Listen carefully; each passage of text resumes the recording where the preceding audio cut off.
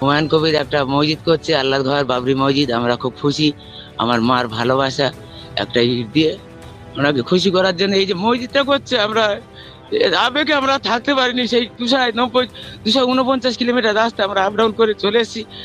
মুর্শিদাবাদের যে স্থানে মসজিদের ভিত্তিপ্রস্তর উদ্বোধন হচ্ছে, সেখানে সকাল থেকেই যাতায়াতের জন্য স্থানীয় মুসলিম অটো চালকরা বিনামূল্যে অটো সার্ভিস দিতেও দেখা যায়। গোটা বেলডাঙ্গায় টোটো যে যে জায়গায় থেকে বাবরি মসজিদে যাবে টোটালি ফ্রি। শুধু গরিব মুসলিমরা অংশ নিয়েছেন তেমন না, বিত্তবান মুসলিমরাও কোটি টাকার অনুদান নিয়ে নয়া বাবরি মসজিদের নির্মাণের কাজে পাশে ছিলেন। ডাক্তার MS মাল্লিক উনি আমাদের ট্রাস্টকে 1 কোটি টাকা দান করছেন। 6 তারিখ অনুষ্ঠান শুরুর মাত্র কয়েক ঘন্টার মধ্যেই তাদের ব্যাংক অ্যাকাউন্টে জমা হওয়া অনুদান নির্ধারিত লিমিট ছাড়িয়ে গেছে। আয়োজকরা এটিকে মানুষের ভালোবাসা ও বহু বছরের জমে থাকা আবেগের বহিঃপ্রকাশ বলে মন্তব্য করেছেন। আজকের যে টপিকস, এটা নিয়ে আমার মতামত একটু মিশ্র। আপনাদের অনেকের খুব কষ্ট লাগবে, অনেকের খুব ভালো লাগবে। কষ্টের কথাটা আগে বলে ফেলি।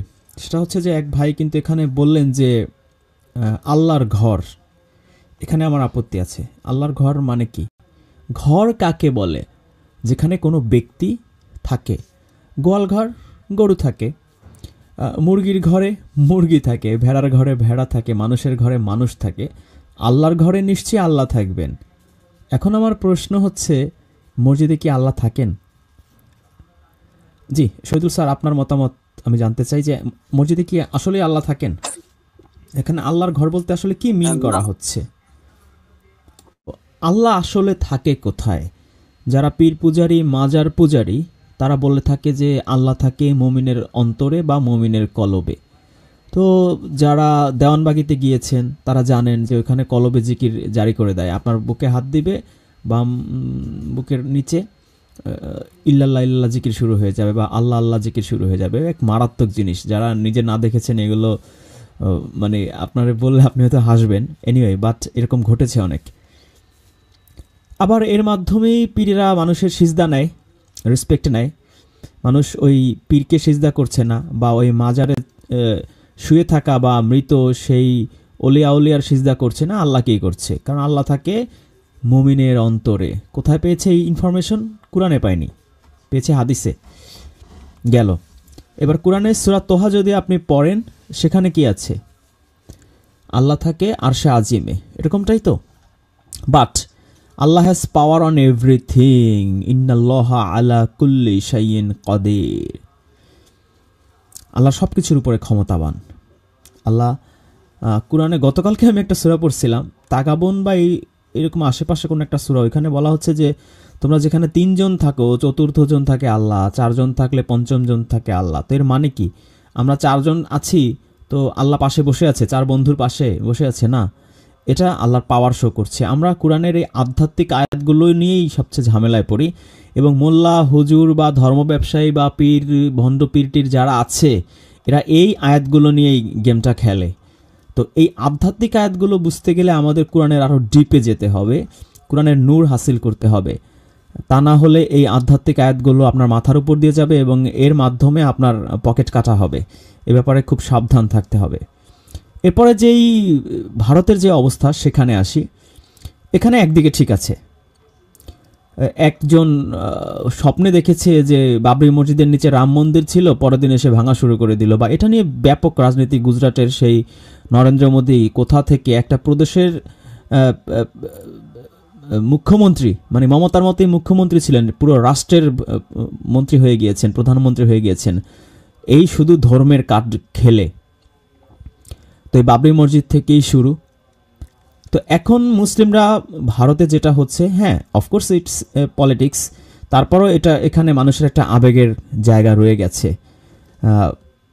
এরপরের যে বিষয়টা, মানুষ টাকা পয়সা দিচ্ছে, এখানে আবার আমার একটু কনফিউশন বা আমার একটু মানে অন্যরকম মতামত আছে যে আমার ঘরের আশেপাশের মানুষ খেতে পারছে কি না। সূরা বাকারার 177 নম্বর আয়াতে আল্লাহ যেখানে বলে দিয়েছেন যে আমরা যে টাকা পয়সা দান করব, খাত কোথায়?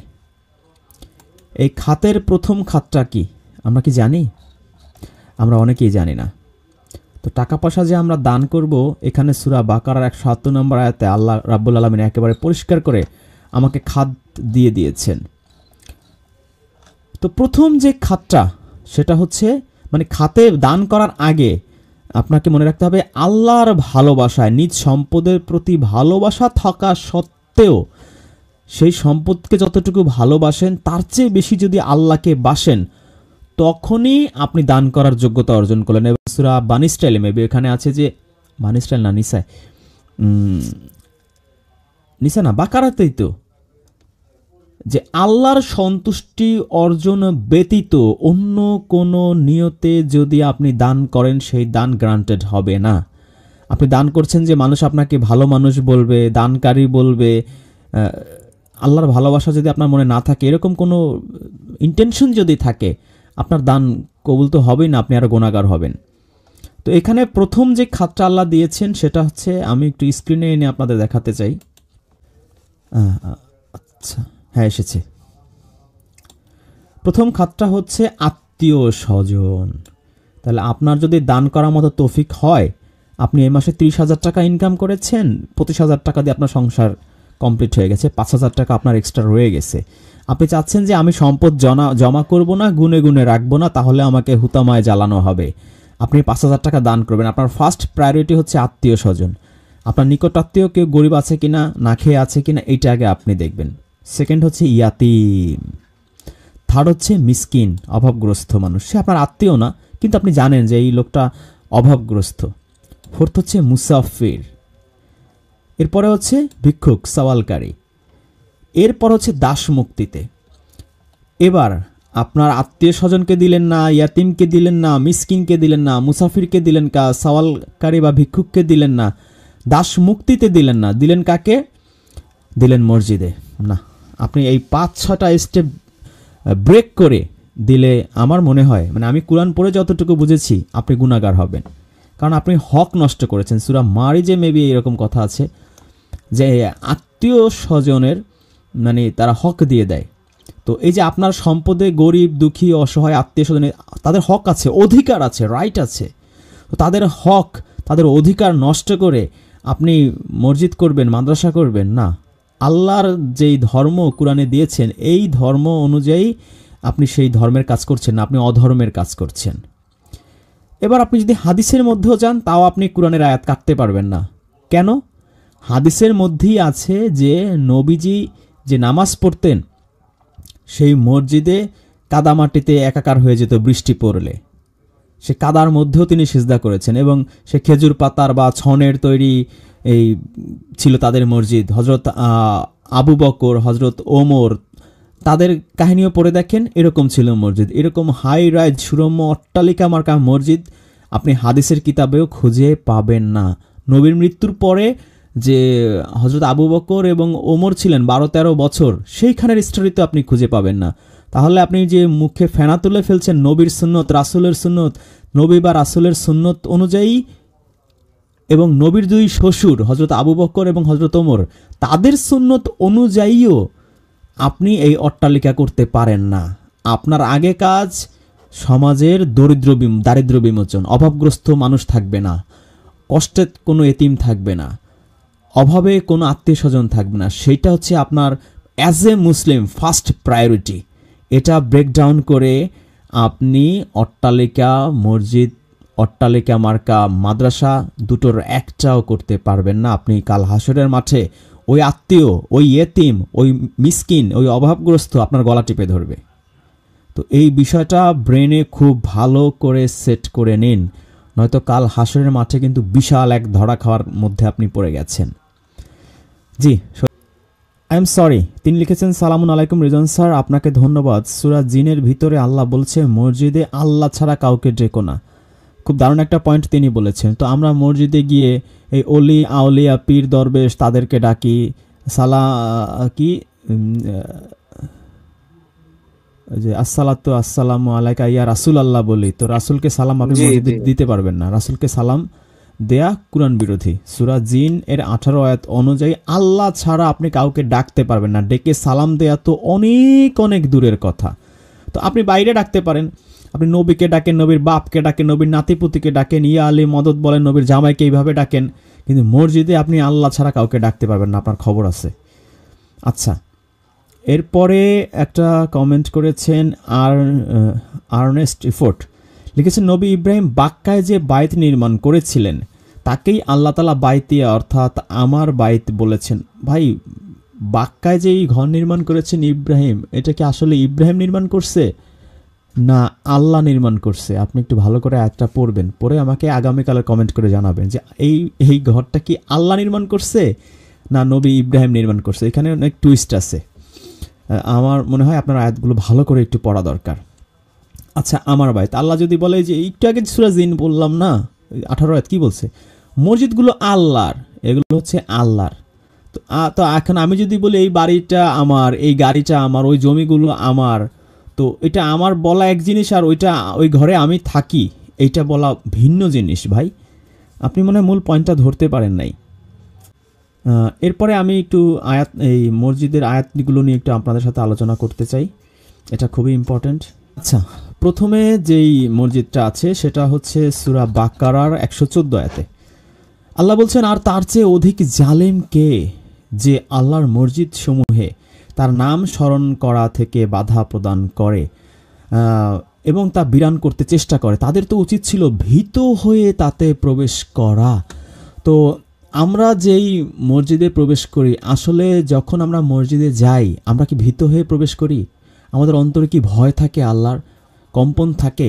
যদি না থেকে থাকে, আমার মনে হয় আপনার এই সূরা বাকারার 114 নম্বর আয়াত ভালো করে পড়া উচিত। অবশ্যই ভয় ভীতি সহকারে, এবং আল্লাহর যে জিকির আমরা করি নাচিয়ে নাচিয়ে, নেচে নেচে, লাফিয়ে লাফিয়ে, বাঁশ বেয়ে উঠে উঠে যে জিকির করি, সেটা যে সূরা আরাফের 205 এবং 55 আয়াত অনুযায়ী কোরআনের সাথে সাংঘর্ষিক, কোরআন বিরোধী, আল্লাহর আদেশ ভায়োলেশন, এটা আপনার মাথায় রাখতে হবে। জিকিরও করতে হবে বিনম্র চিত্রে, একাকী, কাকুতি মিনতি এবং ভয় ভীতি সহকারে। যদি এটা ব্যতীত আপনি হাদিস অনুযায়ী উল্টাপাল্টা জিকির করেন, ভাই, কালকে হাসরের মাঠে আপনি বিপদে পড়বেন। এবং মসজিদে যদি যান ভীত হয়ে, জিকিরে যেমন আল্লাহ বলছে ভয় ভীতি সহকারে, একাগ্র চিত্রে, নীরবে, মনে মনে আল্লাহর জিকির করো, ঠিক একইভাবে এই মসজিদে প্রবেশের সময় ভয় ভীতি নিয়ে প্রবেশ করবেন।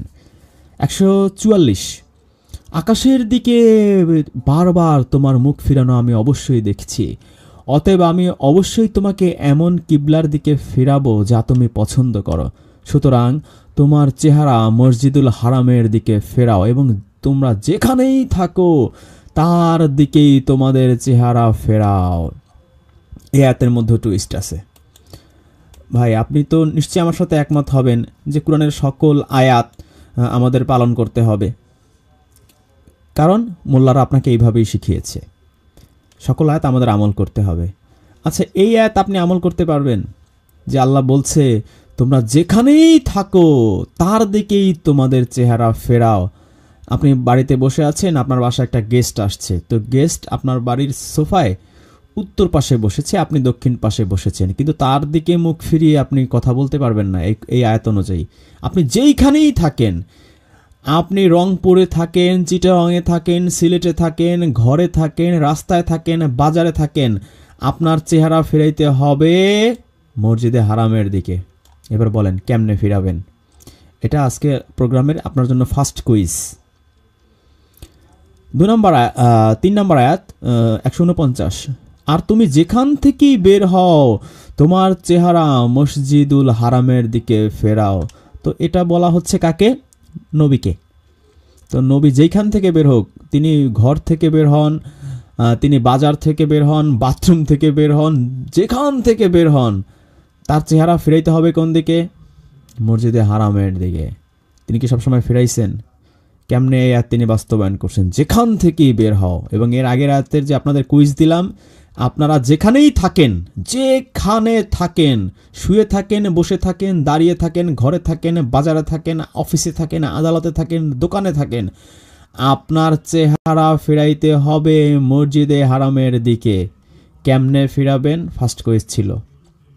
150, আর তুমি যেখান থেকেই বের হও তোমার চেহারা মসজিদে হারামের দিকে ফিরাও। এবং তোমরা যেখানেই থাকো তার দিকে তোমাদের চেহারা ফেরাও। কেমনে ফেরাবেন? 2 নাম্বার কোয়েশ্চেন। দর্শক 2 নাম্বার কুইজ আর 1 নাম্বার কুইজ একই রকম হয়ে গেল। 187 এখানে বলা হচ্ছে, আর তোমরা মসজিদে ইতিকাফরত অবস্থায় স্ত্রীদের সাথে মিলিত হয়েও না। এই যে রোজার আয়াতের মধ্যে ব্যাপারটা ডিপলি চিন্তা করতে হবে আপনাকে। ডিপলি চিন্তা করে বলেন যে ভাই মসজিদে গিয়ে কি কেউ স্ত্রী সহবাস করে? মানে একেবারে পাক্কা ইবলিশও যে ধরেন আল্লাহ শুধু লা ইলাহা ইল্লাল্লাহ জীবনে একবার পড়ছে, আর কোনো ইসলামের ধার ধারে না, সে কোনো মানে হালাল হারামের কোনো বালাই নাই, সে সুদ খায়, ঘুষ খায়, মিথ্যা বলে, গীবত করে, চিটারি করে, বাটপারি করে, চুরি করে, ডাকাতি করে, সব কিছু করে। তারপরও ওই লোককে যদি বলেন মসজিদে তোমার স্ত্রীকে নিয়ে গিয়ে সহবাস করো, সে করবে না, তার বিবেকে বাধা দেবে। তো পৃথিবীর কেউ এই কাজ করে না, সবচেয়ে খারাপ লোকটাও, জঘন্য নিকৃষ্ট লোকটাও এই কাজ করে না। কিন্তু এই আয়াতে আল্লাহ বলছেন তোমরা মসজিদে ইতিকাফরত অবস্থায় স্ত্রী সহবাস করো না। এই কথাটা বলার মানেটা কি? কেউ করেই তো না, এটা না বললেও কেউ করবে না, তারপর আল্লাহ এটা কেন বলল? একটু ভাবি আমরা। আমাদের বুঝতে হবে মসজিদ বলতে আমরা যেটা বুঝতেছি যে আমাদের বাড়ির পাশে বা আমাদের গ্রামে বা আমাদের ইউনিয়নে বা আমাদের ওয়ার্ডে বা আমাদের ঢাকা শহরে বা আমাদের চিটাগাং শহরে যেইখানে আমরা 5 বেলা গিয়ে নামাজ পড়ি, এইটাই মসজিদ। এই কনসেপ্ট মাথা থেকে আগে ঝেড়ে ফেলেন যদি আপনি এই আয়াত বুঝতে চান। মসজিদ সিজদা শব্দ থেকে এসেছে। সিজদা অর্থ কি? মেনে নেয়া। সিজদার ভিডিও আপনারা দেখে নেবেন। ইবলিশ আদমকে মানতে পারে নাই যে he is better than me, তাকে রেসপেক্ট দেয়া হবে, এটা সে মানতে পারে নাই। কেন মানতে পারে নাই? তার মধ্যে অহংকার ছিল। আনা খয়রুম মিনহু, আই অ্যাম বেটার দ্যান হিম। এই অহংকারের কারণে সে মানতে পারে নাই।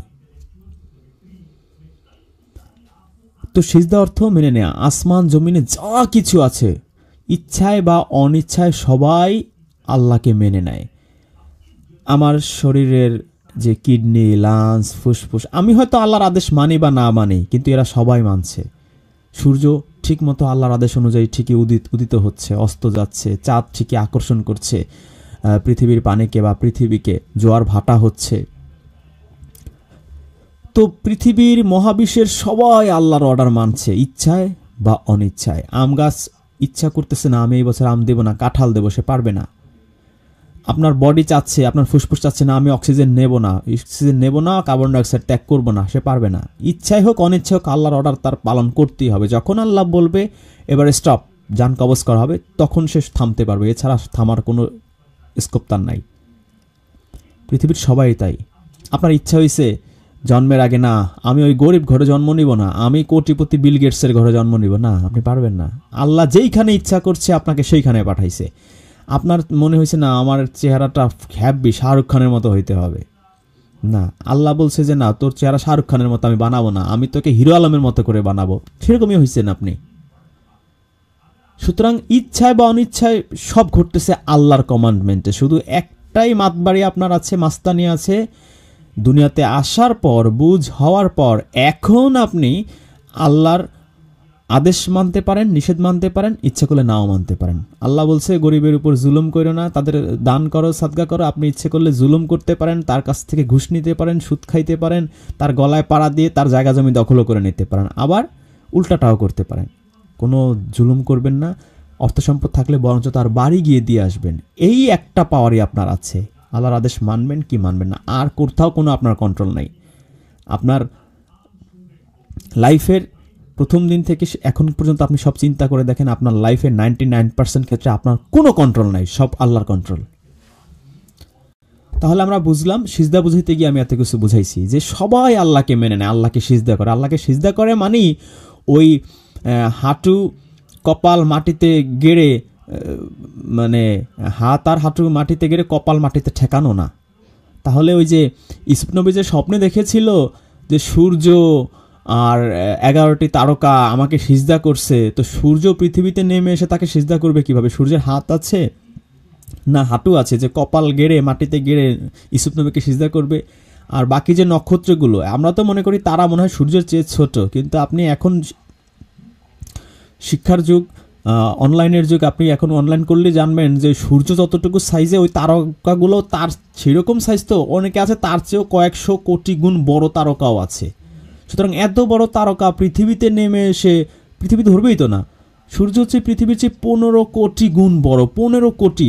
তো 15 কোটি গুণ বড় একটা জিনিস 15 কোটি গুণ ছোট একটা জিনিসের মধ্যে আসবে কেমনে?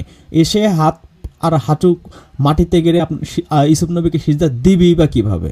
সম্ভব না। সুতরাং সিজদা বলতে আমরা গড়পড়তা যা মনে করছি, কোরআন সেটা বলেন। আর সেটা যদি আপনি জোর করে মিলাইতে যান, সূরা ইউসুফের এই স্বপ্নের আয়াতই আপনি মিলাইতে পারবেন না। আরও অনেক আয়াত আছে আপনি মিলাইতেই পারবেন না।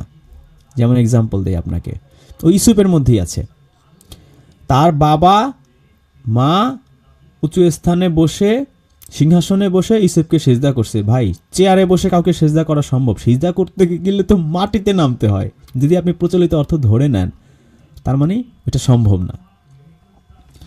আচ্ছা, যাই হোক, আর এখানে যাব না, মসজিদের মধ্যে আসি। ওই সিজদার ভিডিওটা আপনারা দেখে নেবেন, তা আদম সিজদার ভিডিওটার নাম ক্লিয়ার হয়ে যাবেন। এবং কেউ ওই যে পীর পূজারি মাজার পূজারি থাকলে, যারা ওই যে পীর মাজারকে সিজদা করে, তাদের ওই এইসব ভাইরাস কেটে যাবে ওই সিজদার ভিডিওটা যদি আপনি দেখেন, আদম সিজদার।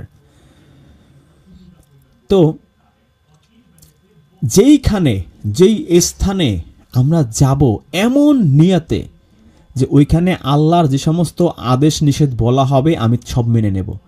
আজকে যদি আমি যাই অমুক জায়গায়, ওইখানে যদি নবী বা কোনো ভালো মানুষ যে এই কোরআনটা পড়তে পারে, সে যদি এখানে একটা আয়াত পড়ে যে তোমরা সম্পদ জমা করো না, গুনে গুনে রেখো না, তাহলে কাল হাসরের মাঠে তোমার খবর আছে, তুমি হুতামাতে তোমাকে জ্বালানো হবে, এটাই মেনে নিছি। আমি আজ থেকে শপথ করলাম যতদিন বেঁচে থাকি কোনোদিন সম্পদ জমা করব না। গুনে গুনে তো রাখার প্রশ্নই ওঠে না, আমি জমা করলে না গুনে গুনে রাখবো। ওই যেই জায়গায় বসে আপনি এই আয়াতটা শুনলেন এবং মেনে নেওয়ার ব্যাপারে 100% ওয়াদাবদ্ধ হলেন, ওই জায়গাটাই মসজিদ। ওই জায়গাটা হতে পারে আপনার বাড়ির পাশের পুকুর ঘাটের কোনো একটা জায়গা, সেই জায়গাটা ছন দিয়ে তৈরি হতে পারে, সেই জায়গাটা খেজুর গাছের পাতা দিয়ে তৈরি হতে পারে, সেই জায়গাটা ইট দিয়ে তৈরি হতে পারে, সেই জায়গাটা টিন দিয়ে তৈরি হতে পারে, যা দিয়ে তৈরি হোক ওই জায়গাটাই মসজিদ। যে স্থানে আপনি সিজদা করবেন মানে আল্লাহর আদেশ বা নিষেধ মেনে নেবেন। আচ্ছা, তাহলে মসজিদ কি শুধু রাস্তাঘাটে বাজারে বন্দরে হইতে পারে, ঘরে হইতে পারে না? হ্যাঁ পারে। আপনার একটা ঘর আছে বা বাড়ি আছে, ওইখানে আপনি যদি একটা ছোট্ট একটা রুম সিলেক্ট করেন যে এই রুমটা হচ্ছে আমার মসজিদ, এইখানে আমি কোরআন পড়ব আমার স্ত্রী সন্তান ভাই বোনকে নিয়ে, এবং তারা ওই রুমটার মধ্যে আসবে প্রতিদিন সকাল 6টায় এবং সন্ধ্যা 6টায়। এসে যে 5টা আয়াত আমি পড়ব সেই 5টা আয়াত তারা মেনে নেওয়ার মানসিকতা নিয়ে এখানে আসবে। এবং যখন এই আয়াতগুলো বলা হবে, আল্লাহর আদেশ এবং নিষেধ বলা হবে, তখন আমার স্ত্রী, আমার সন্তান, আমার ভাই, আমার বোন, আমার বাবা, আমার মা, আমার চাচাতো ভাই, খালাতো ভাই, ফুফাতো ভাই, বোন সবাই এই নিয়তে আসবে এবং আয়াত শোনার পরে বলবে হ্যাঁ আজ থেকে আমি এই আয়াতটা আল্লাহর এই 5টা আদেশ শুনছি। এই 5টা আদেশ সূরা নাহলের ধরেন 90 নম্বর আয়াত, যে প্রথমে আল্লাহ বলছে তোমরা ইনসাফ করো, আত্মীয় স্বজনকে দান করো, সদাচার করো, এই 3টা কাজ আমি সারা জীবন করব। আর মন্দ কর্ম করো না, অশ্লীল কর্ম করো না, আমি এটা করব না, সীমা লঙ্ঘন করো না, আমি সীমা লঙ্ঘন করব না। বাস এই 6টা আদেশ নিষেধ আমি মেনে চলব। ওই আপনার বাড়ির ওই রুমটাই, ওই ঘরটাই হচ্ছে মসজিদ। তাহলে রমজান মাসে রোজায় আল্লাহ বলছে মসজিদে স্ত্রী সহবাস করো না। তো আপনি রোজা রাখছেন, ওরকম একটা ঘর আপনি সিলেক্ট করলেন, আমার ওই ঘরে আমি বসে এই রোজায় কি করতে হবে, আমি রোজার ভিডিওটা যারা দেখেছেন, ভিডিও 8-9টা পর্ব, জানেন যে ওইখানে আমি আল্লাহর ধ্যান করব, আল্লাহর কোরআন পড়ব।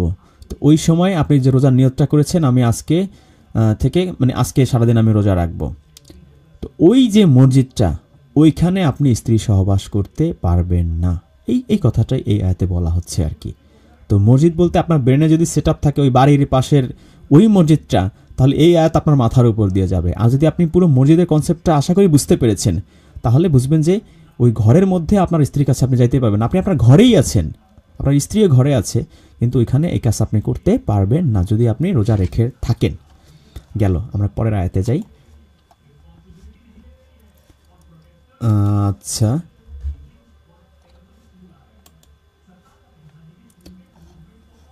দুইয়ের 191। আর তাদেরকে হত্যা করো যেখানে তাদেরকে পাও এবং তাদেরকে বের করে দাও যেখান থেকে তারা তোমাদের বের করেছিল। আর ফিতনা হত্যার চেয়ে কঠিনতর এবং তোমরা মসজিদে হারামের নিকট তাদের বিরুদ্ধে লড়াই করো না।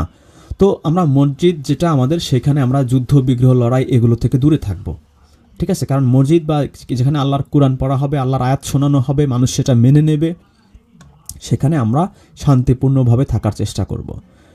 196, এই বিধান তার জন্য যার পরিবার মসজিদুল হারামের অধিবাসী নয়। এটা ওই যে আমার এই যে taskenos.com অনুবাদ আছে, ওই অনুবাদে আপনারা এটা বুঝতে পারবেন এখানে কি বলা হচ্ছে। 217, আর তোমাকে হারাম মাস সম্পর্কে লড়াই করে, এটাও সেই মসজিদে এখানে বাধা বিঘ্ন, মারামারি, লড়াই এগুলো করান আল্লাহ নিষেধ করেছেন। আচ্ছা, এরপরে হচ্ছে 5-2, এটা তো একই রকম কথা, এই জন্য গেলাম না, এটা ইম্পর্ট্যান্ট।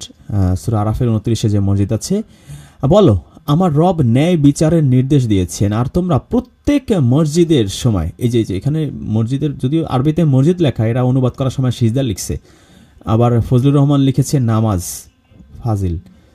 তো এই যে মসজিদে আপনি যখন যাবেন, তোমার চেহারা সোজা রাখবে, সিজদার সময় সোজা রাখবে। আচ্ছা, এদের অনুবাদই নেই, এবার দেখেন প্যাস কেমনে লাগে। তো সিজদার সময় চেহারা সোজা রাখতে বলছে। ভাই, সিজদার চেহারা সোজা রেখে তো আপনি দাঁড়ায় থাকলেন, চেহারা সোজা, একেবারে মিলিটারি বা পুলিশ আর্মি বিডিআরদের ট্রেনিং আপনারা দেখেছেন না? ইয়েস স্যার, ইওর অনার, ডানে ঘুরবে, একেবারে মাথা থাকবে রোবটের মতো স্ট্রেট, এরকম করে শক্তপোক্ত হয়ে দাঁড়ায় থাকে। তো এরকম দাঁড়াইলেন আপনি, কিন্তু যখন আপনি সিজদা দিবেন, ওই যে হাত আর হাঁটু মাটিতে গেড়ে কপাল ঠেকাবেন, তো চেহারা কি তখন সোজা রাখা সম্ভব? চেহারা তো তখন একবারে মাটির দিকে ফিরাইতে হবে আপনার, নাক চলে যাবে মাটিতে, কপাল চলে যাবে মাটিতে, চোখ দিয়ে শুধু মাটি দেখবেন, তাই না? কিন্তু আল্লাহ এখানে বলছে যে সিজদার সময় চেহারা সোজা রাখবা। হ্যাঁ, এইটা কেমনে সম্ভব রে ভাই? এটা তেমনেই সম্ভব যদি সিজদা অর্থ আপনি মেনে নেয়া বোঝেন। আপনি আপনার সেই বাড়ির সেই ঘরে গেলেন, আপনার বড় ভাই ধরেন এই কোরআনটা পড়ছে, তো সেখানে পড়া হলো সূরা নাহলের 90 আয়াত যে তোমরা ইনসাফ করবে, আত্মীয় স্বজনকে দান করবে, তাদের সাথে সদয় ব্যবহার করবে, সুন্দর আচরণ করবে। এই যখন আপনি এটা শুনলেন, আপনি সেই আর্মিদের ট্রেনিং মিলিটারিদের মতো, ইয়েস স্যার, আমি যতদিনই বেঁচে থাকি আমি এই আয়াত আমি মেনে চলবো, কখনো ভায়োলেট করব না। টান টান করে, সিনা টান টান করে এই সিজদার আপনি নিয়ত করবেন যে আমি মেনে নিলাম এই আয়াতটা। বুঝেছেন নিশ্চয়ই? 7-31, হে বনি আদম, তোমরা প্রতি সালাতে তোমাদের বেশ, এখানে আরবিতে মসজিদ আছে, এই অনুবাদকারীরা এখানে মসজিদের অর্থ লিখছে সালাত। চিন্তা করেন, এইভাবে কি এরা 82 জায়গায় সালাত বানাইছে কিনা কে জানে। এখানে আরবিতে আছে মসজিদ। হে বনি আদম, তোমরা প্রতি মসজিদে তোমাদের বেশভূষা গ্রহণ করো এবং খাওয়া পান করা অপচয় করো না। তার মানে কি, আমি যখন এই কোরআনটা শুনতে যাব, যে আমার বাড়ির যে ঘরটা বা ওই যে এলাকায় যদি আমরা এরকম কোনো মসজিদ বানাই, ইট দিয়ে বানান, টিন দিয়ে বানান, ছন দিয়ে বানান, যাই হোক, মূল উদ্দেশ্য কি? মূল উদ্দেশ্যটা কি দিয়ে বানানো তা না, আমার মূল উদ্দেশ্য হচ্ছে আমার নিয়ত থাকবে আল্লাহর আয়াত শুনবো, যাহা শুনিব তাহা মানিয়া চলিব। এই নিয়তে আপনি ওইখানে যাবেন। শুনলাম এক কান দিয়ে ঢুকাইলাম, আরেক কান দিয়ে বের করে ফেললাম, এই মসজিদে যেহেতু কোনো লাভ নাই ভাই। এই যে ওয়াজ করে, সারা রাত ওয়াজ শোনে, সকালে যেই লাউ সেই কদু, ওই ঘুষখোর ঘুষি খায়, সুদখোর সুদি খায়, ওই ডাকাত ডাকাতি করে, জালিম জুলুমি করে, কোনো চেঞ্জ নাই।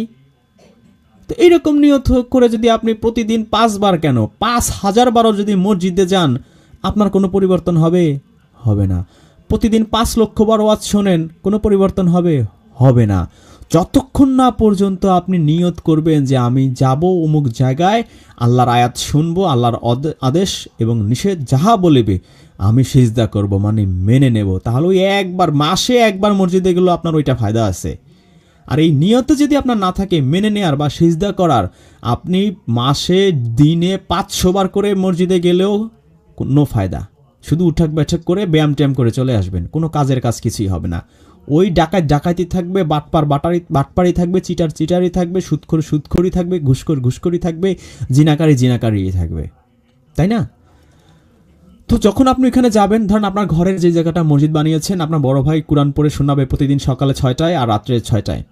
তো আপনি কি করবেন? ছিঁড়ে একটা গামছা পরে হাঁটা দেবেন, হাফ প্যান্ট একটা পরে হাঁটা দেবেন, নোংরা ময়লা ঘাম টাম সব ঝরতেছে না, সুন্দর একটা পোশাক পরবেন, পোশাক টোশাক পরে সুন্দর করে, যেমন আপনি বাইরে বেড়াতে গেলে যেরকম যান, বিয়ে বাড়িতে গেলে যেমন সেজে গুজে যান, সুন্দর পোশাক টোশাক পরিপাটি হয়ে চেষ্টা করবেন এরকম সুন্দর পোশাক আশাক পরে সেই মসজিদে যাওয়ার জন্য। আমিন ইসলাম ভাই, আপনাকে অনেক ধন্যবাদ। আমি অবশ্যই এক চিল্লার সাথী। যাই হোক, এমনি অন্য বিদেশি জামাতে অনেক আমি সময় দিছি। আমি ওই যে কাকরাইলে গেলেই আমাকে বিদেশি জামাতে পাঠা দিত, বলতো তুমি হিন্দি, উর্দু, আরবি, এই ইংলিশ পারো ভাই, তুমি বিদেশি জামাতে যাও। যাই হোক, এখানে কি বলা হচ্ছে, আমরা সূরা আনফালের 34 আয়াতে যাই। আল্লাহ বলছেন যে আর তাদের কি আছে যে আল্লাহ তাদেরকে আযাব দেবেন না, অথচ তারা মসজিদুল হারাম থেকে বাধা প্রদান করে, আর তারা এর অভিভাবকও নয়। তার অভিভাবক তো শুধু মুত্তাকিগণ, কিন্তু তাদের অধিকাংশই জানে না। তাহলে এই মসজিদের যদি আপনি অভিভাবক হইতে চান, যে মসজিদ কমিটি বলে বলে গলা ফাটায়, সুদখোর থাকে মসজিদ কমিটির সভাপতি, ঘুষখোর থাকে মসজিদ কমিটির সভাপতি, কিন্তু মসজিদ কমিটির যদি সভাপতি বা অভিভাবক হইতে হয়, সূরা আনফালের 34 নম্বর আয়াত অনুযায়ী মুত্তাকি ছাড়া অভিভাবক হতে পারবে না। এই আয়াত কয়টা হুজুর, কয়টা ইমাম সাহেবরা কি জানে না? অধিকাংশ মসজিদের ইমাম সাহেব থাকে কোরআনের হাফেজ, তো এই আয়াত মুখস্থ, কিন্তু তার চোখের সামনে মসজিদ কমিটির গঠিত হচ্ছে, সভাপতি হচ্ছে, সেক্রেটারি হচ্ছে, ক্যাশিয়ার হচ্ছে, তারা মুত্তাকি না। মুত্তাকি কি তাই তো তারা জানে না, মুত্তাকির কয়টা কোয়ালিটি থাকা লাগে তাও জানে না। সেই লোক কোরআনের হাফেজ, মুফতি, মাওলানা হয়ে বসে আছে। এই হচ্ছে আমাদের মুসলিম জাতির দুর্ভাগ্য, যে কোরআনের 10% বোঝে না, সে হয়ে গেছে কোরআনের ঠিকাদার, ধর্মের ঠিকাদার, সে হয়ে গেছে আব্বাসি, সে হয়ে গেছে চরমনায় পীর। তো যদি জানতো তাহলে বলতো যে এই যে মসজিদ কমিটির যদি সভাপতি সেক্রেটারি হইতে হয়, আপনাকে মুত্তাকি হইতে হবে, আর মুত্তাকি হইতে গেলে আপনার এই কোয়ালিটি অর্জন করতে হবে। কোরআনের এই আয়াতে এই কোয়ালিটিগুলো আল্লাহ বর্ণনা করে দিয়েছেন। এই জন্য আল্লাহ লাস্টে বলে দিছে, কিন্তু তাদের অধিকাংশই জানে না। মানে ওই যে আমজনতাও জানে না, ইমাম সাহেবও জানে না, মুয়াজ্জিন সাহেবও জানে না, মুফতিও জানে না, মৌলানাও জানে না, কিন্তু ধর্ম কা ঠিকাদার হয়ে গয়া। তো ইয়ে বদনসিব হয় হাম সব লোগোं का। এরপরে আল্লাহ বলেছেন সূরা তওবার 7 নম্বর আয়াতে, কিভাবে মুশরিকদের জন্য অঙ্গীকার থাকবে আল্লাহর কাছে ও তার রাসূলের কাছে, অবশ্য যাদের সাথে মসজিদে হারামে তোমরা অঙ্গীকারবদ্ধ হয়েছো তাদের কথা আলাদা। অতএব যতক্ষণ তারা তোমাদের জন্য ঠিক থাকে ততক্ষণ তোমরা তাদের জন্য ঠিক থাকো, নিশ্চয়ই আল্লাহ মুত্তাকিদের ভালোবাসেন। একটু আগে আমরা পড়লাম যে মসজিদ কমিটির অভিভাবক হইতে গেলে তাকে মুত্তাকি হইতে হবে, আর এখানে আমরা একটা সুন্দর ইন্সপিরেশন দেখলাম। এই মসজিদ রিলেটেড আয়াতের মধ্যে আল্লাহ বলেছে এই মুত্তাকিদেরকে আল্লাহ ভালোবাসে। আল্লাহ দাড়িওয়ালা, টুপিওয়ালা, জুব্বাওয়ালা, ওই যে ওরাসাতুল আউলিয়া, আম্বিয়া, ঘোড়ার ডিম, এগুলোর কোনো কথাই কোরআনে নাই। স্ট্রেট কথা, চমৎকার সুন্দর একটা কথা আমরা পেলাম। নিশ্চয়ই আল্লাহ মুত্তাকিদের ভালোবাসেন। আপনি মুত্তাকি হইতে পারলে আপনি মসজিদ কমিটির সভাপতি সেক্রেটারিও হওয়ার যোগ্যতা অর্জন করলেন, আল্লাহর ভালোবাসাও পেলেন। ভাই, আল্লাহর ভালোবাসা আপনি যদি পান, আর আপনার সারা বাংলাদেশের মানুষ যদি আপনাকে থুথু মারে, আপনি মরে যাওয়ার পরে আপনার লাশে কি আসে যায়? আপনার লাইফ সাকসেস, কারণ আপনি আল্লাহর ভালোবাসা পাইছেন। 9:17 মুশরিকদের অধিকার নাই যে তারা আল্লাহর মসজিদ সমূহ আবাদ করবে। এই মসজিদগুলো যে আল্লাহর, আমার ঘরে যে মসজিদ, এটা আবাদ করবে কে? যদি আমি মুত্তাকি হই, মুসলিম হই, আমি আবাদ করব, আমি ওইখানে কোরআন পড়বো, আমার ফ্যামিলির লোকজন, আমার আত্মীয় স্বজন ওইখানে এসে আল্লাহর আয়াত শুনবে এবং সিজদা করার নিয়তে এসে শুনবে। আর যদি আমি মুশরিক হই, আমি আল্লাহর আদেশও মানি, মোল্লার আদেশও মানি। আল্লাহ বলছে ইমামতি করে টাকা নেওয়া যাবে না, মুয়াজ্জিনগিরি করে টাকা নেওয়া যাবে না, মোল্লা বলছে টাকা নেওয়া যাবে, নইলে ইমাম খুঁজে পাওয়া যাবে না। আমি দুটাই মানি, আল্লাহটাও মানি, মোল্লারটাও মানি। আমি মুশরিক হয়ে গেছি। তো আমার অধিকার নাই। আমি যদি এরকম মুশরিক হয়ে থাকি, আমার কোনো অধিকার নাই এই মসজিদ আবাদ করবো। আর আবাদ করলেও সেই মসজিদে টিকবে না। আমি ওখান থেকে কোরআন যা বলবো তার চেয়ে বেশি বলবো লাহু আল হাদিস, তো ওইতে মানুষের কোনো আসর হবে না। ওই আমার কথা শুনবে, কিন্তু ঘুষখোরি থাকবে, সুদখোরি থাকবে, কোনো চেঞ্জ হবে না। এই জন্যই তো বাংলাদেশে হাজার হাজার ওয়াজ মাহফিল হয়, এই শীতকালে হবে হাজার হাজার, কিন্তু মানুষের কোনো পরিবর্তন হবে না। কারণ ওয়াজ যে করছে সে নিজেই মুশরিক, সে নিজেই মুত্তাকি নয়। তো তার কথা মানুষের উপর তাসির কেন পড়বে রে ভাই? জিন্দিগিতেও পড়বে না। আচ্ছা, আমিন ইসলাম ভাই মিউট করতে পারছেন? ওনাকে আমি একটু সরাই দিই, ওনার এখানে নয়েজ আসে। আচ্ছা, এরপরে আল্লাহ কি বলছেন? এদেরই আমল সমূহ বরবাদ হয়েছে এবং আগুনেই তারা স্থায়ী হবে। তাহলে এই যে মুশরিকদের অধিকার নেই তারা আল্লাহর মসজিদ আবাদ করবে, তো এই ছেলে এই সুদখোর ঘুষখোর এই মোল্লা এই ঠোল্লা এই বেতনভুক্ত ইমাম বেতনভুক্ত মুয়াজ্জিন এরা তো মুশরিক, এরা আল্লাহকেও লা ইলাহাও মানে, আবার মোল্লাদের সেই ইজমা কিয়াসের মাধ্যমে তাদের বিধানও মানে। তো এরা যতই আমল করুক আল্লাহ বলছে এদেরই আমল সমূহ বরবাদ হয়েছে, সব বরবাদ, কোনো আমল কোনো কাজে লাগবে না, সব বরবাদ, একেবারে ধ্বংস। সে 1 কোটি টাকা দান করছে, ওই 1 কোটি টাকার এক টাকার সোয়াবও তার আমল নামায় লেখা হবে না, সব বরবাদ। বা লেখা হবে সব ছিঁড়ে ফেলানো হবে বা সব পুড়ে ফেলানো হবে, এই সিস্টেম, মানে অল্টার ডিলিট, সব ডিলিট, সব বরবাদ হয়ে যাবে। এরপর যাবে কোথায়? কিছুদিন জাহান্নামে আগুনে ভোগ করে তারপর জান্নাতে নিয়ে যাবে না, এই মামুবাড়ির আবদার কুরআনে নাই। আমলও বরবাদ হবে আর স্থায়ী আগুনে বসবাস করবে চিরকাল। এই যে ফজলুর রহমান অনুবাদ দিয়েছে, জাহান্নামেই চিরকাল থাকবে, নর 2, 4, 5 দিন, 9, 18। একমাত্র তারাই আল্লাহর মসজিদ সমূহ আবাদ করবে যারা আল্লাহ ও শেষ দিনের প্রতি ঈমান রাখে, সালাত কায়েম করে, পরিশুদ্ধ হয়, আল্লাহ ছাড়া কাউকে ভয় করে না। কোনো মোল্লা ঠোল্লা ও মুক্তমুখকে কি বলবে, nobody, he doesn't care anyone. আশা করা যায় ওরা হিদায়েত প্রাপ্তদের অন্তর্ভুক্ত হবে। আচ্ছা, যতটুকু বললাম এই বিষয়ে আপনাদের আমি মতামত চাই। জি জি, সালামুন আলাইকুম স্যার। ওই যে মতামতের বিষয় এটাই যে যেহেতু মসজিদ শব্দটি আরবি মূল শব্দ সেজদা থেকে এসেছে, এবং এই সেজদা থেকে যেহেতু মসজিদ শব্দটি এসেছে, তার মানে হচ্ছে আল্লাহর যে আয়াত যেখানে পাঠ করা হবে আমরা মুমিন হিসাবে সেখানে ওই পাঠগুলা শুনবো অথবা নিজেরা পাঠ করব। পাঠ করার পরে আল্লাহ কি কি বলেছেন সেগুলো আমরা মেনে নিব, আর মেনে নেওয়াটাকে সেজদা বলা হচ্ছে। আর মসজিদ আর সেজদা যেহেতু একে অন্যের সাথে এই মিশ্রিত, তাহলে আমরা এভাবে সেজদা এবং মসজিদ সম্পর্কে বুঝে নিব, এটাই হচ্ছে মূল বিষয়। আর পরবর্তী মতামত অন্যরা আপনারা এই আনমিউট করে দিতে পারেন। সালামুন আলাইকুম স্যার। তার মানে আমি যদি ঘরে বসে কোরআন তেলাওয়াত করি আর ওই নিজে পড়ে বুঝে আমি নিজের জীবনে করি, অ্যাপ্লাই করি, তাহলেই ওইটা আমরা সেজদা রত হইলাম, এই তো? না, সেজদা যাদের শোনাবেন তারা আসবে, আপনি আপনার মুসল্লি লাগবে না। আপনি একা একা পড়ে পড়ে একা একা চালা জান্নাতে যাবেন, তা তো হবে না, তা তো হবে না। আপনি একলা জান্নাতে যাইলে হবে? আপনার আহলকে বাঁচাইতে হবে না জাহান্নামের আগুন থেকে? ও তো স্যার মা মেয়ে 2 জন, আমার মেয়ে আর আমি, আর কেউ নাই তো। না আসলে আপনি চেষ্টা করবেন, দাওয়াত দিবেন, আপনার আত্মীয় স্বজনদের দাওয়াত দিবেন যে আমরা কোরআন পড়বো সকাল 6টায়, সন্ধ্যা 6টায় তোমরা আইসো, আমরা 5টা 10টা আয়াত অর্থ সহ বুঝে পড়বো এবং আসবা, যেন আল্লাহর পড়া হবে। স্যার কাছে নাই তো, আত্মীয় স্বজন কাছে নাই, কিন্তু আমার এক বোন আছে, আমার বোনের দাওয়াত দিচ্ছি।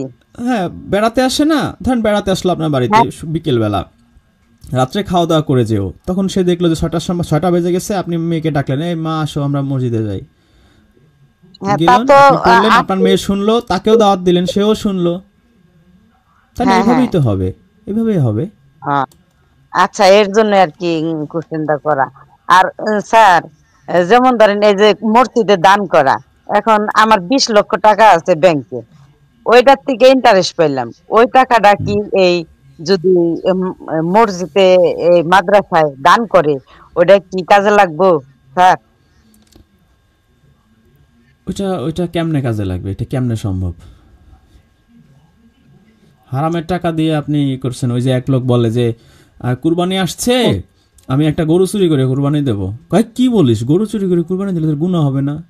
কয় গরু চুরি করবো গুনাহ হবে, কুরবানি দেবো সওয়াব হবে, গুনাহ সওয়াব কাটাকাটি গোস্ত খাবো ফাও। আপনি কি সেরকম বুদ্ধি করছেন কিনা কে জানে। তাহলে আমি ব্যাংকে টাকা রাখলাম 20 লাখ, সুদে আসবে আমার 20,000 টাকা, গুনাহ হবে, মসজিদে দেবো 10,000 টাকা, সওয়াব হবে, গুনাহ সওয়াব কাটাকাটি, বাকি 10,000 আমার লাভ, সেরকম আর কি। না না না স্যার, এটা আর কি ধরেন 20 লক্ষ টাকা ব্যাংকে দিতে, ওইটার থেকে ইন্টারেস্ট আছে, ওই টাকা দিয়ে গরিব মাইসের দেয়, মাদ্রাসায় দান করে। আর মনে করেন যে আমি আপনার বাড়িতে কাজ করতেছি, আপনি আমারে ঠকাইলেন, কিন্তু আমারে যে ঠকাই আবার সেই টাকাটাই আবার দিলেন মসজিদে, তাহলে কি হইলো?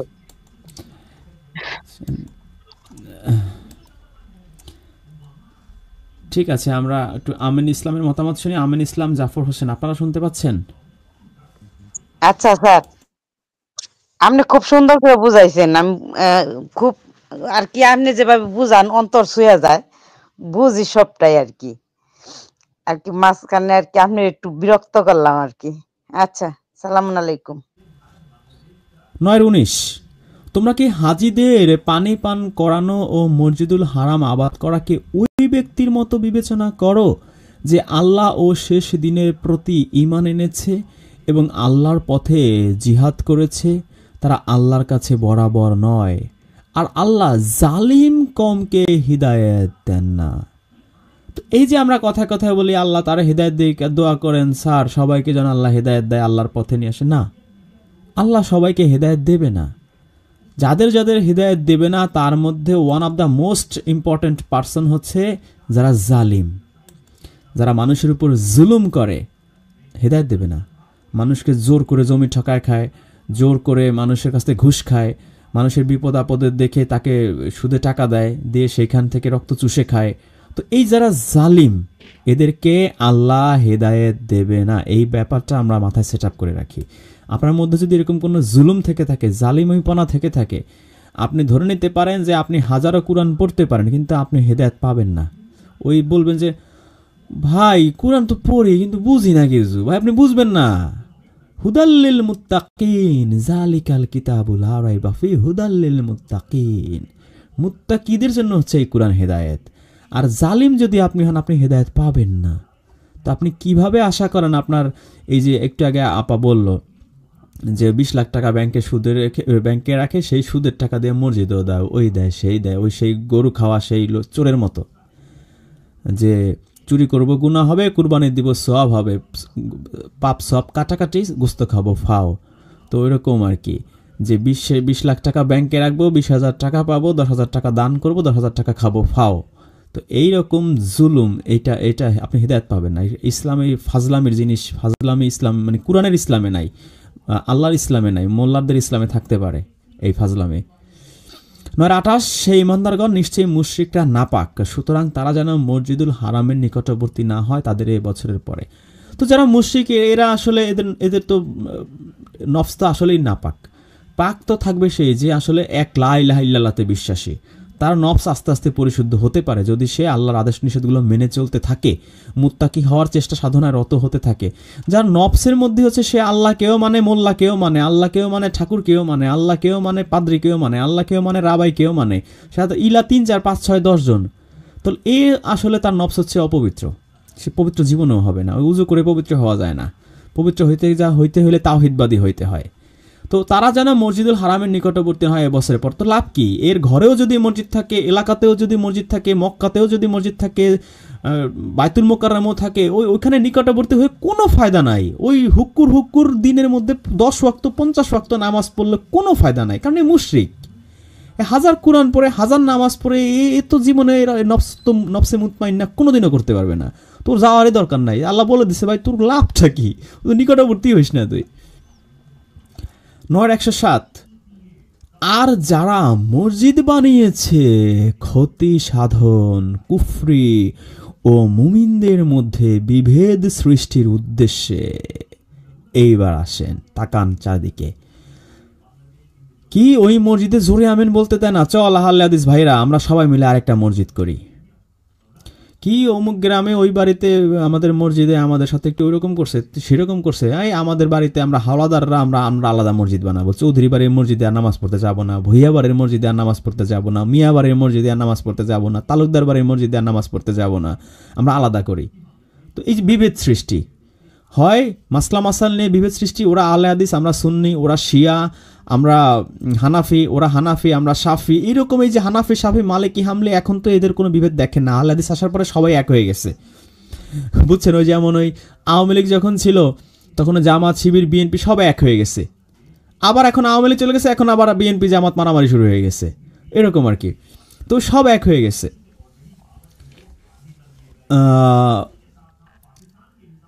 আগে কি ছিল? এখন আহলে হাদিস আসার পরে হানাফি, শাফি, মালিকি, হাম্বলি এক হয়ে গেছে। আগে কি ছিল? আগে আপনি ইতিহাস পড়ে দেখেন, হানাফি যারা মাযহাব যারা মানতো, শাফি মাযহাবের লোকজন তাদের বাড়ি মেয়ে বিয়ে দিত না, এত দা কুমড়া সম্পর্ক ছিল। এখন যেমন আহলে হাদিসের সাথে হানাফিদের দা কুমড়া সম্পর্ক, তখন ওই হানাফির সাথে শাফি, শাফির সাথে মালিকি, মালিকির সাথে হামলির এরকম দা কুমড়া সম্পর্ক ছিল। আপনারা অনেকেই হয়তো জানেন যারা আমাদের ভিডিও রেগুলার দেখেন, এই যে কাবা ঘর সৌদি আরবের 4 ভাগ করে দেওয়া হয়েছিল, 500-600 বছর এরকম ছিল। মারামারি করতো সবাই, জোরে আমিন আস্তে আমিন নিয়ে, বুকে হাত পেটে হাত এগুলো নিয়ে। তখন কি করলো মামলুক সুলতান, এই কাবা ঘরকে 4টা ভাগ করে দিছে, যে হানাফিওয়ালারা তোরা এই পাশে পড়বি, মালিকি তোরা এই পাশে, শাফি, আমরা 4 ভাগ করে দিছে। তারপরেও তারা টিটকিরি করতো, হানাফিরা যখন নামাজ পড়তো ওই শাফিরা টিটকিরি করতো, এই কি নামাজ পড়ে, নামাজ হয় না, হাদিসে আছে জোরে আমিন, এরা পড়ে আস্তে আমিন, হাদিসে আছে বুকে হাত, এরা বাঁধে নাভের নিচে, এই টিটকিরি করতো। তো পরে এই বর্তমান সৌদি বাদশাহী ফ্যামিলি যখন আসছে, সৌদ পরিবার এসে আবার একসাথে করছে, কিন্তু এখানে আবার এখন যে যার মতো পড়তে পারবা, কিন্তু ওই মারামারি করতে পারবা না, এই সিস্টেমটুকু করছে আর কি, একত্রিত এখনো করতে পারে নাই। তো এই যে হানাফি, শাফি, মালিকি, হামলি ওই মাযহাবে এটা সমস্যা, নতুন করে আহলে হাদিস মসজিদ করবো, নতুন করে হানাফি মসজিদ করবো, নতুন করে শিয়া মসজিদ করবো, শিয়া মসজিদে নামাজ হবে না, সুন্নি মসজিদে নামাজ হবে না, আহলে হাদিসদের আবার তাদের মৌলানারা মোল্লারা শিখায় সুন্নিদের সাথে নামাজ পড়লে নামাজ হবে না, আলাদা আলাদা মসজিদ করতে হবে। এই যে যারা মসজিদ বানায় এইসব ক্ষতি সাধনের জন্য, বিভেদ সৃষ্টির জন্য মুমিনদের মধ্যে, তাদের অবস্থা কি হবে বুঝে নেন। সূরা তাওবার 108 তুমি সেখানে কখনো দাঁড়িও না, অবশ্যই যে মসজিদ প্রতিষ্ঠিত হয়েছে তাকওয়ার উপর প্রথম দিন থেকে তা বেশি হকদার। তাহলে আপনি যদি কোনো মসজিদে যান যেখানে আল্লাহর আয়াত শুনতে যাবেন এবং সেই আয়াতগুলো সিজদা করার নিয়তে শুনবেন, মেনে নেওয়ার নিয়তে শুনবেন, তা আপনি দেখবেন যে যেই মসজিদটা, এই মসজিদটা আসলে কি প্রতিষ্ঠিত হয়েছে কিসের উপরে? আল্লাহ ভীতির উপরে, তাকওয়া অর্জনের উদ্দেশ্যে, মুত্তাকি হওয়ার চেষ্টা সাধনার উদ্দেশ্যে, নাকি হয়েছে যে শাফি, মালিকি, হামলি, শিয়া, সুন্নি, আহলে হাদিসের সাথে মারামারি বিভেদের উদ্দেশ্যে, বা চৌধুরী, তালুকদার, ফরাজি, হাওলাদার এদের সাথে মারামারি বা বিভেদের জন্য তৈরি হয়েছে? কেন হয়েছে? এর উদ্দেশ্যটা কি? যদি উদ্দেশ্য থাকে মুত্তাকি হওয়ার চেষ্টা সাধনায় রত হবে সবাই, দাঁড়াইতে পারবেন আপনি, নাহলে নবীও দাঁড়াইতে পারবেন না, আপনিও পারবেন না, আপনাকেও একই অর্ডার। তুমি সেখানে সালাত কায়েম করতে দাঁড়াবে যেখানে এই যে তাকওয়ার উপর প্রথম দিন থেকে মসজিদ প্রতিষ্ঠিত হয়েছে। তাহলে কোন কোন মসজিদে আমরা যাইতে পারবো না, সে তার একটা গাইডলাইন আমরা সূরা তাওবার 108 আয়াতে পেলাম। সেখানে এমন লোক আছে যারা উত্তম রূপে পবিত্রতা অর্জন করতে ভালোবাসে। তো এই পবিত্রতা মানে কি? মানে উত্তম রূপে উজু গোসল করতে ভালোবাসে না, তারা হচ্ছে এই যে নফসকে পরিশুদ্ধ, নফসে লাওয়ামা, নফসে আম্মারা, নফসের মধ্যে যে লোভ, হিংসা, অহংকার যা যা আছে, এই সমস্ত জিনিস পরিত্যাগ করে নফসকে মুতমাইন্না বানানো, তো এইভাবে নফসকে পবিত্র করতে, পরিশুদ্ধ করতে তারা ভালোবাসে। এরপরে আল্লাহ বলছে, একটু আগে আমরা শিখলাম যে নিশ্চয়ই আল্লাহ মুত্তাকিদের ভালোবাসে। এখানে আরেকটা দেখলাম, আল্লাহ পবিত্রতা অর্জনকারীদের ভালোবাসে। তা আপনি ভাববেন না যে আল্লাহ যারা উজু গোসল করে তাদেরকে ভালোবাসে। এই পবিত্রতা মানে হচ্ছে আপনার নফসের পরিশুদ্ধতা, নফসের পবিত্রতা অর্জন যারা করতে চায় তাদেরকে আল্লাহ ভালোবাসে।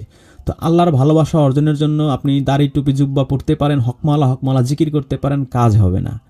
আপনার নফসকে পবিত্র করতে হবে, তাহলে আপনি আল্লাহর ভালোবাসা পাবেন। 17-1 পবিত্র মহান সে সত্তা যিনি তার বান্দাকে রাতে নিয়ে গিয়েছেন আল্লাহ মসজিদুল হারাম থেকে আল্লাহ মসজিদুল আকসা। তো এই আকসা বলতে তারা বাইতুল মুকাদ্দাস, ওই যে ফিলিস্তিনের মসজিদ মনে করে, কিন্তু এই আল্লাহ রাসূল যখন মিরাজে গেছেন, এই মসজিদুল আকসা তৈরি হয়েছে খলিফা ওমরের যুগে। আপনারা খলিফা ওমরেরও যুগেও না, খলিফা ওমরেরও পরে সম্ভবত খলিফা, ভুলে গেলাম নামটা, আপনি গুগল, উইকিপিডিয়া বা যে কোনো সিরাতের বই পড়ে দেখেন এই আকসা মসজিদ কবে বানানো হয়েছে। তো এটা দিয়ে এই যে ফাজলামি আরেক। তো ফিলিস্তিনিরা জানে তাদের সবচেয়ে পবিত্র জায়গা হচ্ছে মক্কা, তারা মক্কাও দখল করবে। আবার ইহুদি খ্রিস্টানদের হচ্ছে এই যে এইখানে বাইতুল মুকাদ্দাস, কারণ এখানে সুলাইমান নবী, দাউদ নবী, ঈসা নবী, কত শত শত নবী ওইখানে আসছে, তাদেরও তো পবিত্র। আমাদের একজন নবী আসছে, আমি হাদিসবাদীদের মতো করে বলছি আমাদের নবী, যারা জানেন তারা তো বুঝতেছেন এটা ভুল। তো মুহাম্মদুর রাসূলুল্লাহ, তার জায়গাটা পবিত্র, আর ওদের শত শত নবী আসছে, সেটার প্রতি ওদের কোনো ভালোবাসা, দয়া, মায়া, মমতা থাকবে না? অবশ্যই থাকবে। তো ওদেরটা ওদের ছেড়ে দে, তোদের তো একটা আছে না, আমি এইটাও খাবো ওইটাও খাবো, গাছের আগারটাও খাবো গোড়ারটাও খাবো। ফলাফল যা হওয়ার তাই হয়েছে। একের পর এক ক্রুসেড করছে খ্রিস্টানেরা, একের পর এক ক্রুসেড করছে ইহুদিরা, এখনো করতেছে। এই কেন? ওদের পবিত্র জায়গা উদ্ধারের জন্য, পবিত্র ভূমি উদ্ধারের জন্য। আপনারও একটা আছে, আরেকটা ওদেরটাও থাবায় খাবেন, এই জন্যই তো মারামারি। যদি এইটা বসে, এই যে হজ সিস্টেম, যদি সত্যিকারের কোরআনের হজ সিস্টেম চালু থাকতো, এই ফিলিস্তিন ইসরায়েলের যুদ্ধ কবে বন্ধ হয়ে যাইতো? 17:7, তোমরা যদি ভালো করো তবে নিজেদের জন্যই ভালো করবে, এবং যদি মন্দ করো তবে তা নিজেদের জন্যে। এই যে আমরা ভালো কাজ করি, এতে কি লাভ কার হয়? আমার লাভ। আমি ভালো কাজ করলে আল্লাহর কোনো লাভ নাই, আর আমি খারাপ কাজ করলে আল্লাহর কোনো লস নাই। আমি ভালো করলে আমার লাভ, আমার ভালো, মন্দ করলে আমার লাভ, আমারই ক্ষতি। এটাই এখানে বলা হচ্ছে। এরপর যখন পরবর্তী ওয়াদা এলো, তখন অন্য বান্দাদের প্রেরণ করলাম, যাতে তারা তোমাদের চেহারাসমূহ মলিন করে দেয়, আর যেন মসজিদে ঢুকে পড়ে যেমন ঢুকে পড়েছিল প্রথমবার, এবং যাতে সম্পূর্ণরূপে ধ্বংস করে দেয় যা ওদের কর্তৃত্বে ছিল। তো এটা আপনারা যে দাউদ সুলাইমান নবীর যুগে, ওই সময় ওদের একের পর এক, মানে এক গ্রুপ দিয়ে আরেক গ্রুপ শাস্তা করতো আল্লাহ। এটা নিয়ে ডিটেলস আলোচনা করতে হবে। বনী ইসরায়েল ওই ভিডিওতে মানে আলোচনা করেছি, অত সময় এখন নাই। যাই হোক, আমি যতটুকু আলোচনা করলাম তার উপরে আপনাদের একটু মতামত শুনতে চাচ্ছি। সূরা জিনের 18 নম্বর আয়াত, আল্লাহ বলছেন, আর নিশ্চয়ই মসজিদগুলো আল্লাহরই জন্য, কাজেই তোমরা আল্লাহর সাথে অন্য কাউকে টেকো না। তো আমরা যখন মসজিদে যাব, সেটা আমাদের ঘরের মধ্যের মসজিদ হোক, আমাদের বাড়ির মসজিদ হোক, আমাদের গ্রামের মসজিদ হোক, আমাদের ওয়ার্ডের বা ইউনিয়নের মসজিদ হোক, আমরা মসজিদে যাব, আল্লাহর সাথে অন্য কাউকে ডাকবো না। কোনো পীর, অলি, আউলিয়া, গাউস, কুতুব, নবী, সালামুন আলাইকুম, নবীকে যে ডাকতেছি, না স্যার, ইয়া নবী সালাম আলাইকা, ইয়া নবী সালাম আলাইকা, আমি ভুলে যাচ্ছি বারবার। তো ইয়া নবী সালাম আলাইকা, এগুলো আপনার বলতে পারবেন না। আপনি আল্লাহর সাথে অন্য কাউকে ডাকতে পারবেন না, ডেকে সালাম টালাম কিছুই দিতে পারবেন না। সূরা জিন আয়াত 18 অনুযায়ী যদি ডাকেন, আপনার খবর আছে। এরপর 48-27 বলা হচ্ছে, অবশ্যই আল্লাহ তার রাসূলকে স্বপ্নতে যথাযথভাবে সত্যে পরিণত করে দিয়েছেন। তোমরা ইনশাআল্লাহ নিরাপদে তোমাদের মাথা মুন্ডন করে এবং চুল ছেটে নির্ভয়ে আল মসজিদুল হারামে অবশ্যই প্রবেশ করবে। তো এই যে এই মসজিদে যদি চুল ছেটে নিরাপদে মাথা মুন্ডন করে যদি প্রবেশ করে, তো এটার অনুবাদ এখন আমাদের করা হয় নাই। তো এটা আসলে কি মিন করছে এক্স্যাক্টলি আমি এখন এই মুহূর্তে আপনাদের বলতে পারছি না। তো যদি এরকমও হয়ে থাকে সমস্যা নাই, তো সবাই এক টাইপের থাকলাম আর কি। আমরা যদি চুল ছাটাও বোঝানো হয়, সবাই এক স্টাইলে থাকলাম। অতঃপর আল্লাহ জেনেছেন যা তোমরা জানতে না, সুতরাং এছাড়াও তিনি দিলেন এক নিকটবর্তী বিজয়। 48-25, তারাই তো কুফরি করেছিল এবং তোমাদেরকে আল মসজিদুল হারাম থেকে বাধা দিয়েছিল, আর কুরবানির পশুগুলোকে কুরবানির স্থানে পৌঁছতে বাধা দিয়েছিল। যদি মুমিন পুরুষরা ও মুমিন নারীরা না থাকতো, যাদের সম্পর্কে তোমরা জানো না, যে তোমরা অজ্ঞাতসারে তাদেরকে পদদলিত করবে, ফলে তাদের কারণে তোমরা দোষী হতে, কিন্তু আমি তাদের উপর কর্তৃত্ব দিয়েছি যাতে আল্লাহ যাকে ইচ্ছা স্বীয় রহমতে প্রবেশ করাবেন। যদি তারা পৃথক থাকতো, তাহলে তাদের মধ্যে যারা কুফরি করেছে তাদেরকে আমি অবশ্যই যন্ত্রণাদায়ক আযাব দিতাম। 22-40, যাদেরকে তাদের নিজ বাড়ি ঘর থেকে অন্যায়ভাবে শুধু এ কারণে বের করে দেয়া হয়েছে যে তারা বলে আল্লাহ আমাদের রব আল্লাহ, আর আল্লাহ যদি মানব জাতির এক দলকে অপর দল দ্বারা দমন না করতেন, তবে বিধ্বস্ত হয়ে যেত খ্রিস্টান সন্ন্যাসীদের আশ্রম, গির্জা, ইহুদিদের উপাসনালয় ও মসজিদ সমূহ, যেখানে আল্লাহর নাম স্মরণ করা হয়। তাহলে আল্লাহর নাম শুধু আল্লাহ না, আল্লাহর অনেক নাম আছে। সূরা বানী ইসরাঈলে আল্লাহ বলেছেন যে সুন্দরতম নামসমূহ আল্লাহর, সুতরাং তাকে তোমরা সুন্দর নামে ডাকো। তো আল্লাহকে মানুষ ঈশ্বর নামে ডাকুক, গড নামে ডাকুক, ভগবান নামে ডাকুক, যেই নামে ডাকুক, সে সুন্দর যদি তার মনে হয় এটা সুন্দর, কোনো সমস্যা নাই। তবে তাকে তাওহীদবাদী হইতে হবে, এক ঈশ্বরে বিশ্বাসী হইতে হবে। সে মুখে বলবে সৃষ্টিকর্তা ভগবান, আর বাস্তবে দেখা যাবে সে আরও 10-15টার সামনে মাথা ঠুকতেছে। সে মুখে বলবে যে ঈশ্বর ভগবান বা ঈশ্বরই হচ্ছে স্রষ্টা আমার, এরপর বলবে না ঈশ্বরের ছেলে আছে, বউ আছে, মেয়ে আছে, এইভাবে ঈশ্বরকে ভবিষ্যৎবাদী বানায় ফেলবে, সান অফ গড বলবে। এটা করা যাবে না।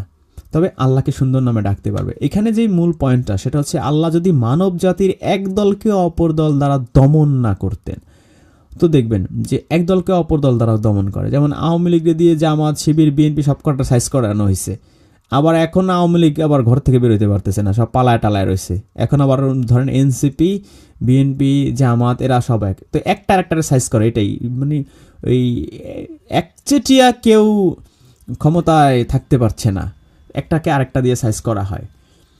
আর এই যে এখানে আরেকটা বিষয় আমরা দেখি যে এই যে খ্রিস্টান সন্ন্যাসীদের আশ্রম বলি, গির্জা বলি, ইহুদিদের উপাসনালয় বলি, আমরা তাদেরকে যাই বলি না কেন, আল্লাহ এখানে ঘোষণা দিচ্ছেন যে সেখানে আল্লাহর নাম অধিক স্মরণ করা হয়।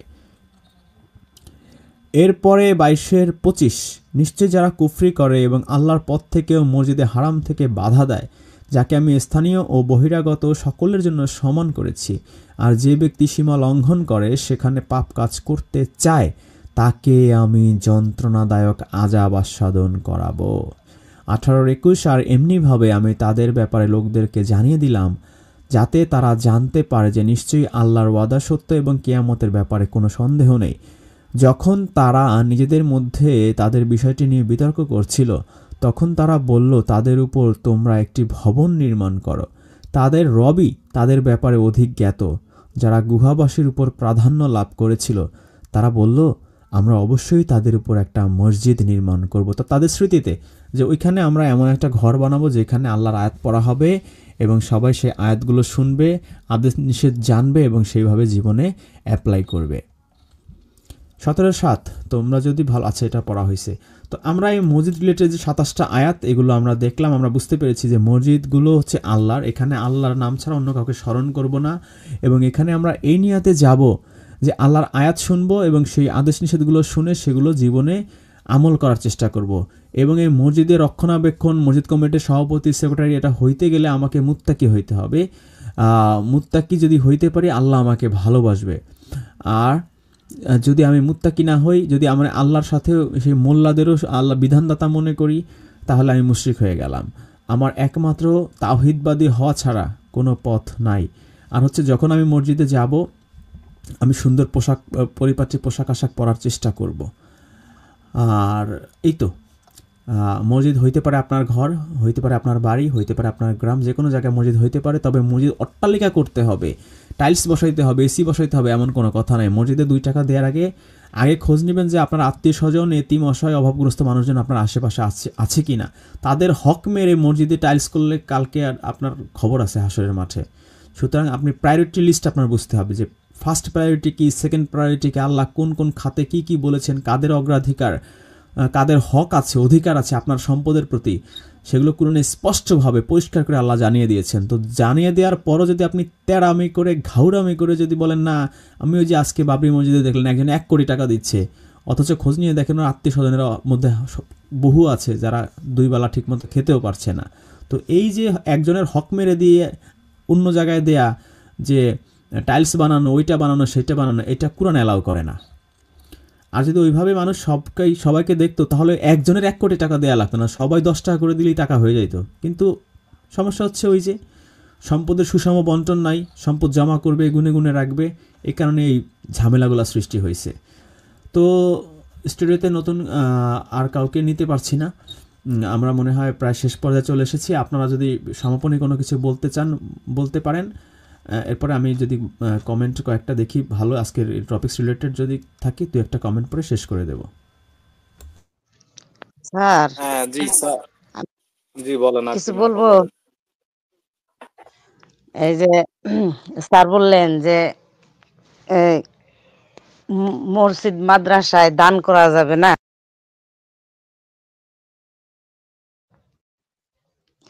ওই আত্মীয় স্বজন যদি গরিব থাকে, গরিব দুঃখী থাকে, তাদের না দিয়ে যদি দান করি তাহলে তো ওই দান কোনো কাজে লাগবে না।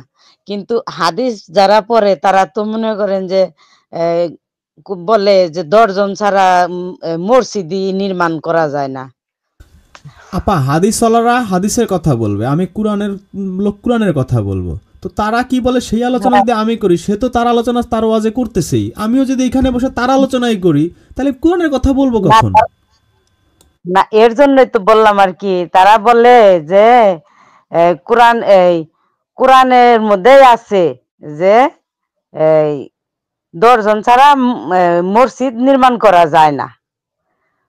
যদি আমরা দান না করি তাহলে মসজিদ কোথায় নির্মাণ আপনি হইব আজকে একটা কিভাবে? পাইছেন? আপনি এই যে পুরো মসজিদের 27টা আয়াত তো আপনাদের চোখের সামনে আমি দেখালাম, 10 জন না 20 জন, আমি তো পাই নাই ভাই। আপনি পাইলে আমাকে বলেন, আমি তো সূরার নাম্বার আয়াত নাম্বার সহ এখানে অটোমেটিক আসছে। এখানে আমি এমন না যে আমি এটা বানায় রাখছি আলাদা ওয়ার্ড ফাইলে। এক জায়গায়ও পাই নাই স্যার। এর জন্যই তো আর কি আমার মনের ভিতরে আর কি খটকাটা, এর নিগে আর কি আমি একটু বললাম।